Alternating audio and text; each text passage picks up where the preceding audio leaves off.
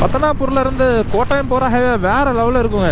வண்டி ஓட்டுறது வேறு லெவலில் ஒரு ஃபீல் கொடுக்கும். ஒரு பெரிய ஹைவே தான், ஆனால் சூப்பராக இருக்கும் வண்டி ஓட்டும் போது. ஃப்ரீயாக அப்படியே வண்டி ஓட்டிகிட்டே போகலாம் நம்ம, ஒரு பிரச்சனை இல்லாமல்.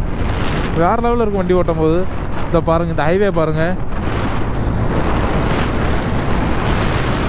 நான் வந்து 70-80 அந்த ஸ்பீடில் தான் போகிறேன்.